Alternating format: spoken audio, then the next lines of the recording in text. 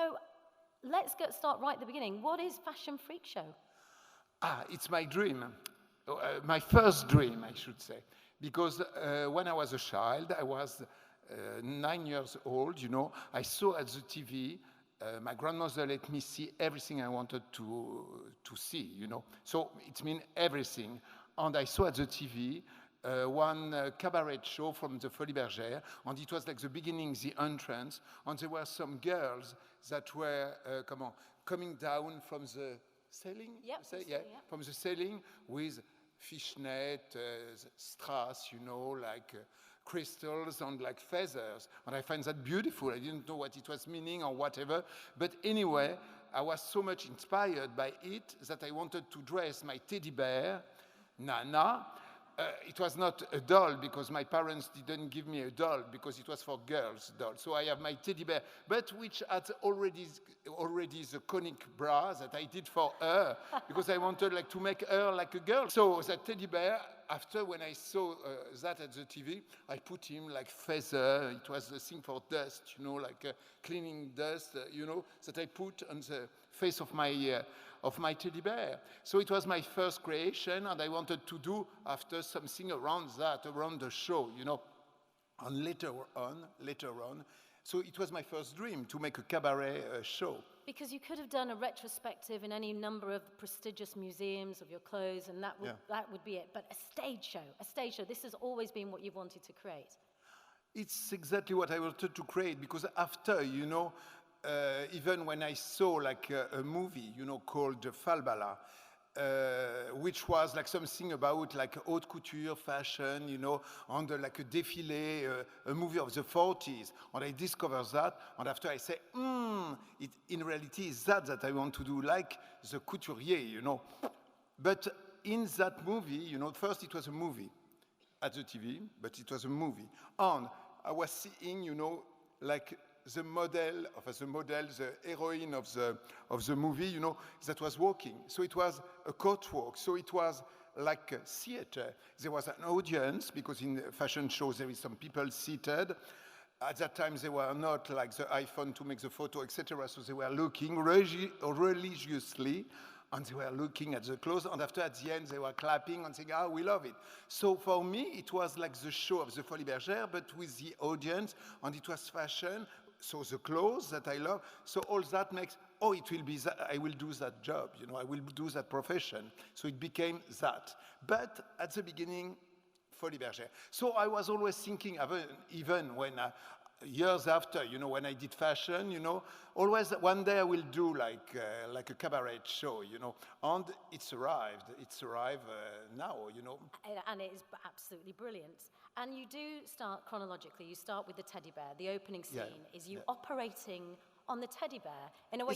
It's a kind of thing in connection with between like fashion and also surgery. You know, because we are like doing sometimes some prosthesis, you know, we change a little, we have, you know, it's very, very particular. We even have in the vocabulary something like, for example, we say like the skin, you know, la peau, we can like fabrics, you know, it's like always the same thing, you know, always like they make indication, when you have surgery, they make indication with like a drawing. Same for the beginning to do a outfit. So a lot of things similar.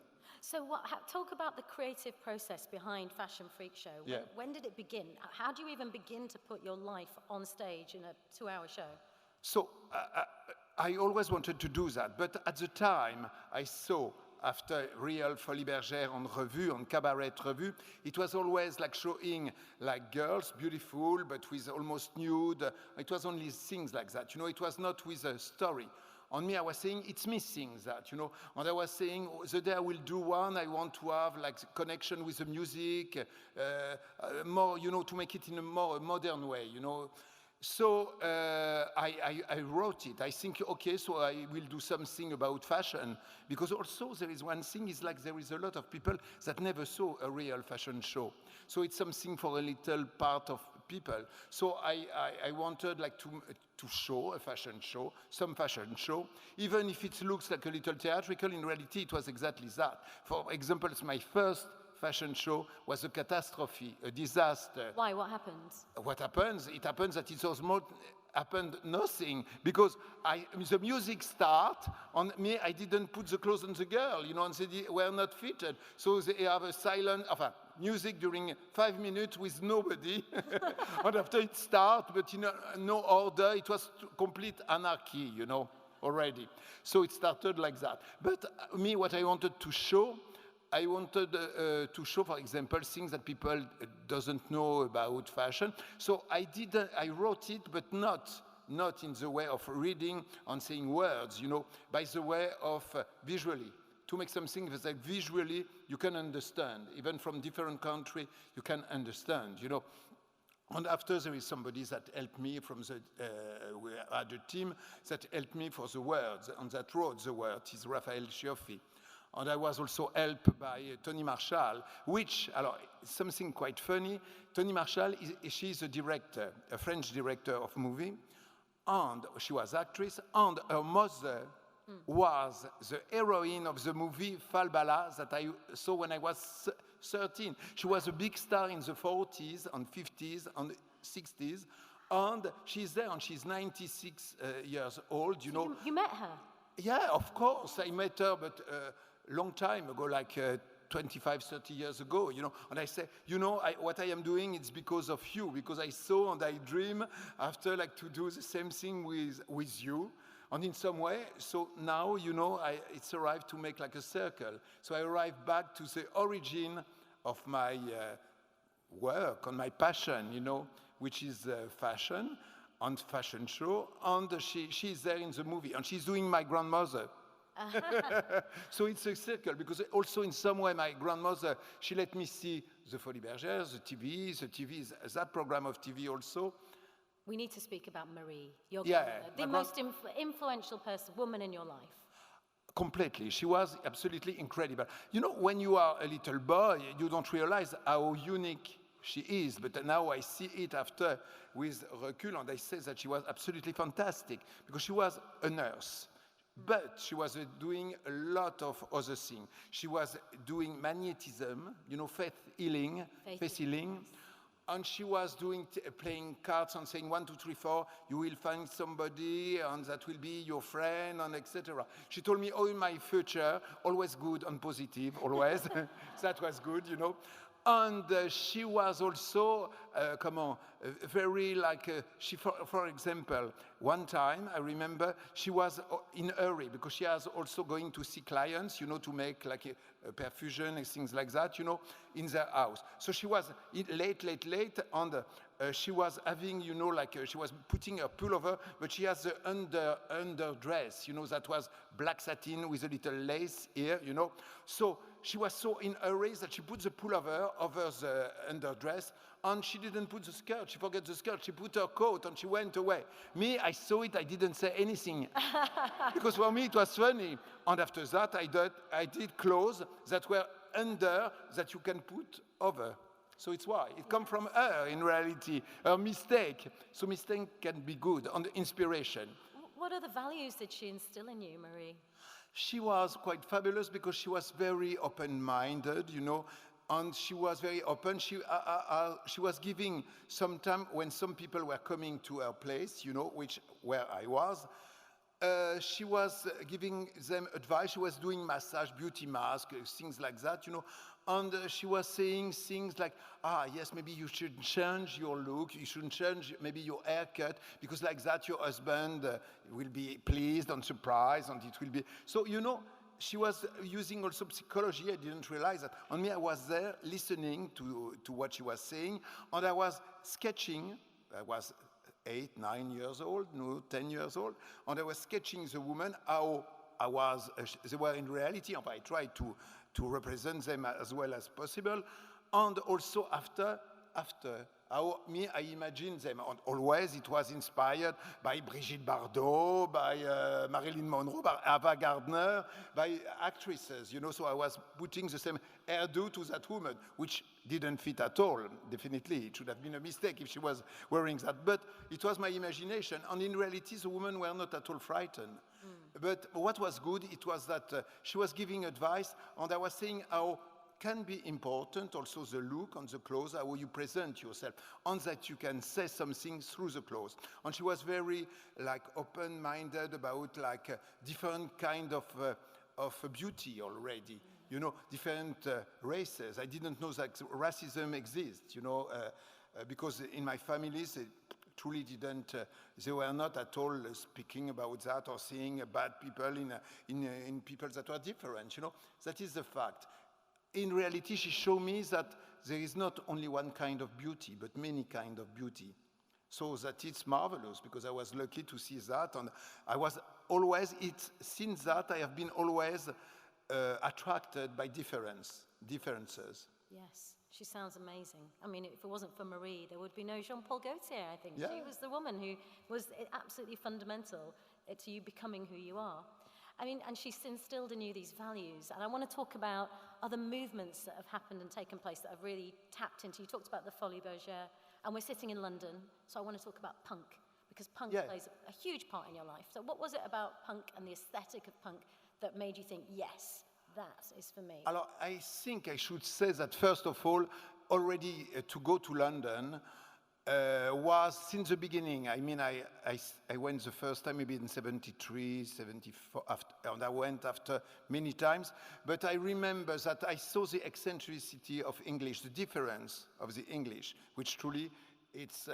I don't know if it is because it's an island, but that fact makes that they have their own tradition, and they were different, even physically, and the spirit was completely different. So I felt that since the beginning, and I love that difference. The bricks, the architecture, you know, with the bricks all red, like that was beautiful, the color, everything. And people, and old ladies, like the Queen, for example, that were always like a little eccentric, which I loved, you know. It was, everybody was different in some way. And little by little, I remember my first truly big shock. I remember that when I went there for the first time, there were some girls that were sometimes with curves and, you know, with shapes and forms, you know. And they were like quite beautiful, but in France they should have been like trying to be invisible. Really? There, no, contrary. Big makeup, strong makeup, and like a dress in black, but very tight, and showing the curves. So I was like marvelous, and they are funny and fabulous. For me, it was like stars, you know. And one thing that first shock, already almost like just before the punk, I was on King's Road, not yet the punk, but it was in 74, 75, and I saw the Rocky Horror Show, but the play, not the movie, the play. Yep. So it was. Did you dress up? I didn't, because at that time it was not that cult when it became cult. But I didn't know where I was. I saw only the poster, which was fabulous, with the red lipstick that was going like blood, you know, with a black background, beautiful. So I said, I want to see that, because it was beautiful, only the poster. Sometimes mistake, but that time it was not a mistake. It was fabulous. And I remember I enjoyed, because it was an old lady, anyways, why I love old lady also, that give me the place where I was. She was with the light, saying me, you will be there, na. And at the end, you know, she was placing me, and at the end, she put her light on her face and make like, like a monster, you know, like she was part of the Rocky Horror Show, you know. It was fabulous. And I love the kind of decadence, let's say, that it was showing.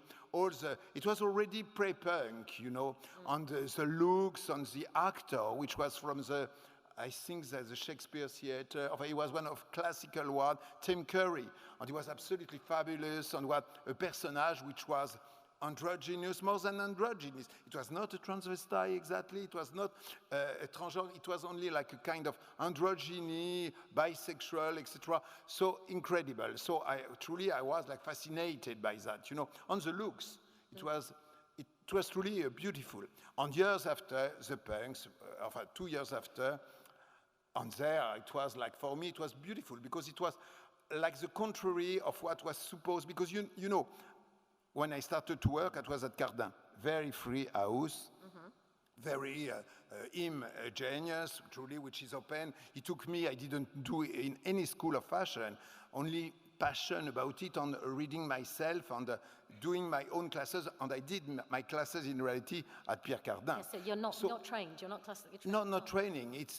My training was by working with him.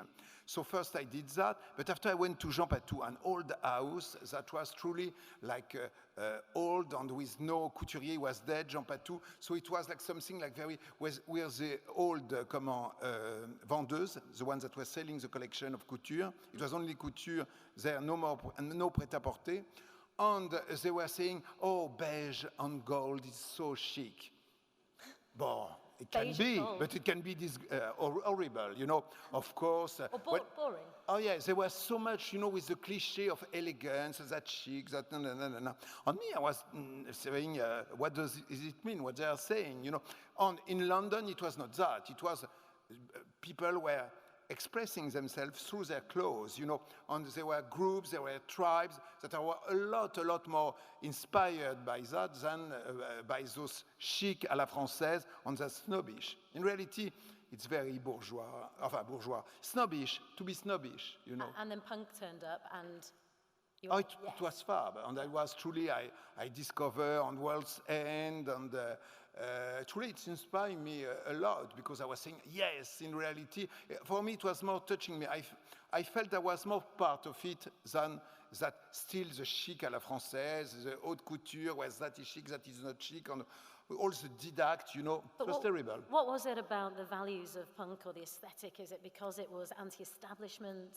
Completely, that was that, and at the same time, it was going in the way that it was showing me that difference can be beautiful and is beautiful. It depends in which way you are looking at it. So for me, it was that. Yeah. You know, for example, I remember one thing coming maybe from the punk. It was like I saw some boys and girls, but very like 6, 7 years old, all dressed in black. In France, never you should see little children dressed in black at that time, you know. It was like you have to be in beige, in sky blue, and pink for the girl. You know, it was but like a small one in black I was finding beautiful. On black color, beautiful anyway. So it was the kind of... but it was also that movement was a movement social. I mean, like all the big changement, because for me, punk has been a big changement of fashion, let's say. It's something that represents the time, the society, the economy. At that time in London, the economy was quite disturbed, you know, in the end of the 70s and 80s, you know. So all that was represented like a rebellion about the society.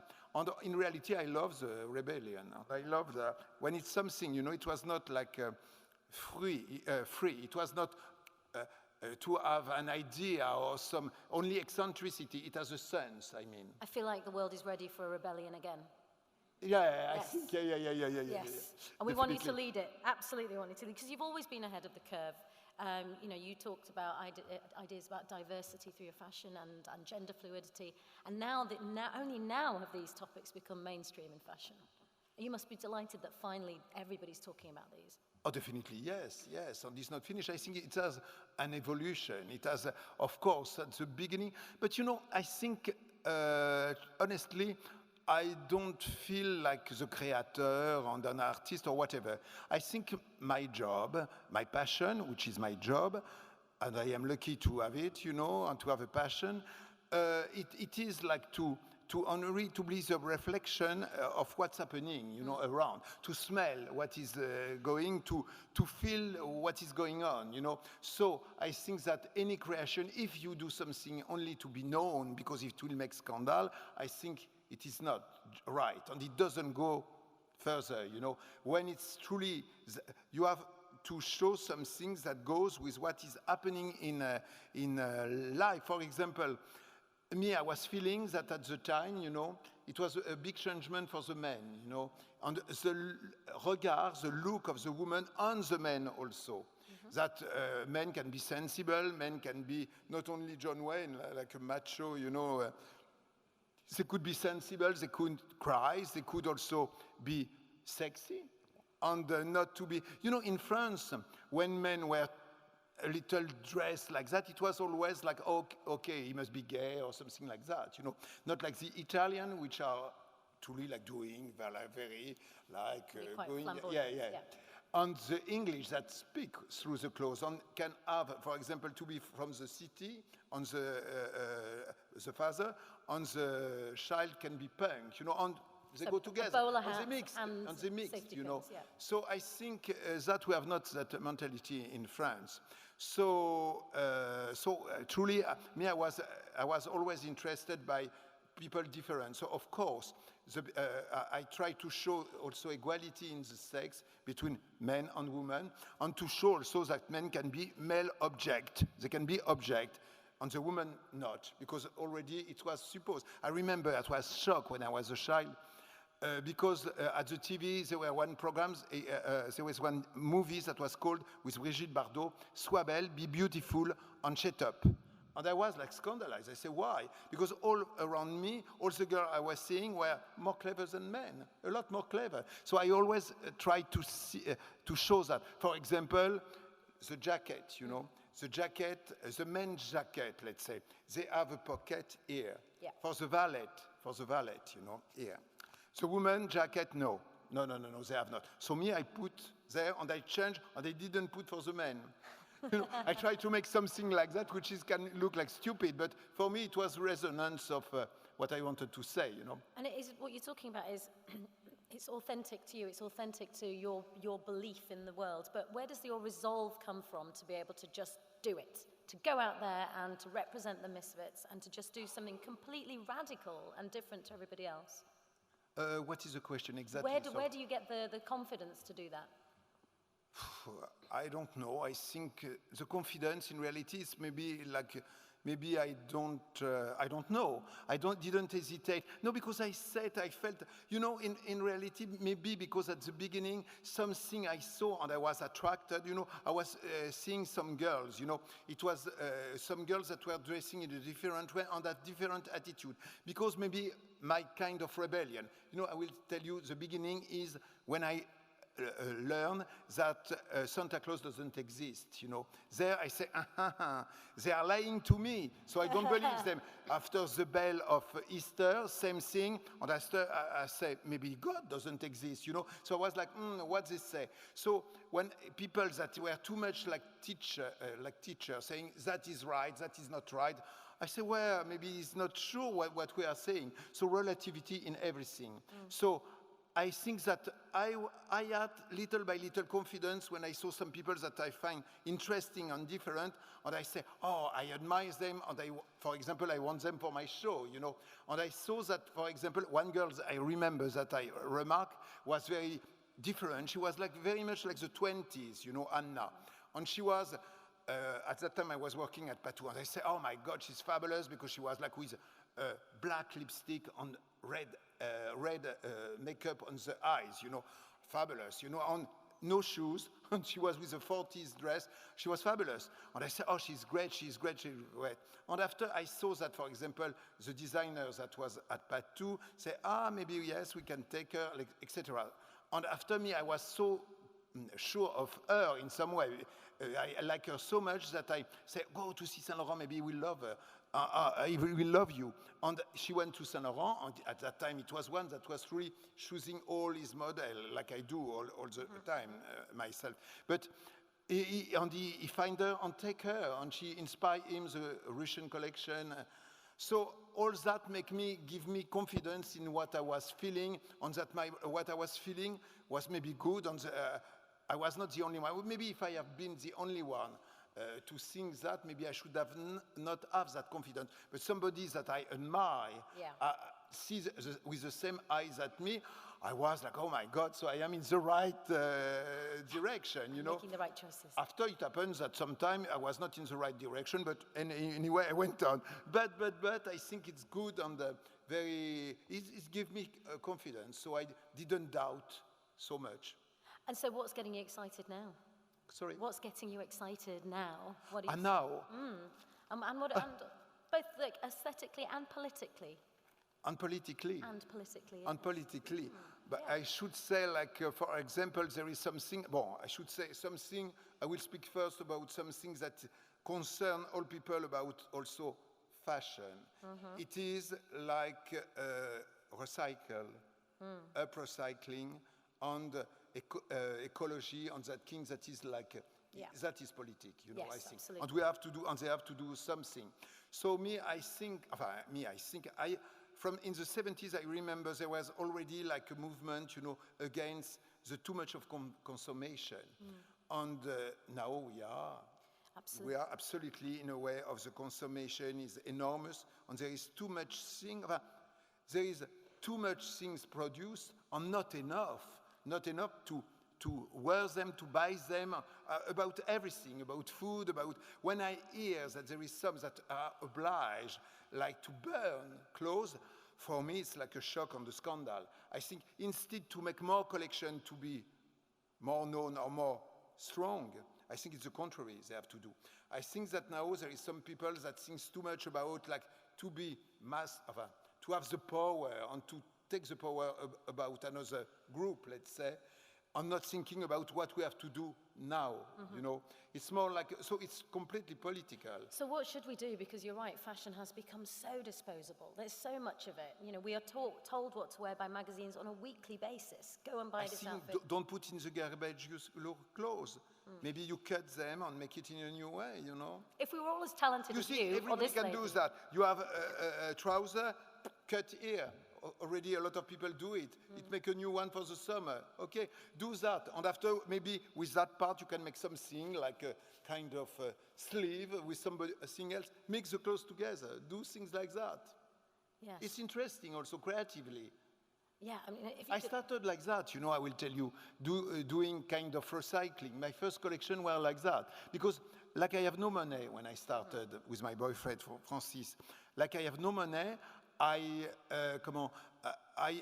find some, for example, like jeans jacket of mine, which were old and like that, and I put linings that were printed or in lame or things like that. Same with camouflage jacket from the army, you know, and to mix them and to put them with the skirt in feathers and things like that. But I tried like to find things that were not expensive because old or already mine, and to make something from that. You know, I think you can create with things that already exist. You know, it's not a copy. That it's to make another creation with something that already you have, or something classical, or something, you know. So I think it's interesting, and everybody can do that. I've done it in the past, and now, Jean-Paul, I will be doing it again this summer. Tomorrow morning, I'll be chopping off my jeans. Is that why, because of all the disposable fashion, you've stopped your ready-to-wear line and you're just focusing on haute couture? Is that was that the reason to do it? Yes, I think that, you know, now I am quite old, you know. So it's a long time I did fashion. It's all about being youthful. You can be youthful forever. Thank you. But I think that there was so much collection, so much collections that I did that now maybe it's the time like to live also like some young designers that do very good things, you know, and it's also their spirit, you know. I think that when you get older, maybe you are not as much in the energy of doing something yourself. So I still want to do things, and I love that, you know. But I think it's good, like the young one takes the place, you know. So I am doing couture still, and now it was the right time to do the Fashion Freak Show. Yes. So that was the thing. Jean-Paul Gaultier, keep challenging convention, keep creating, keep representing the misfits, and we wish you all the success in the world. Thank you so much, ladies and gentlemen. The fabulous Jean-Paul Gaultier. Merci à vous.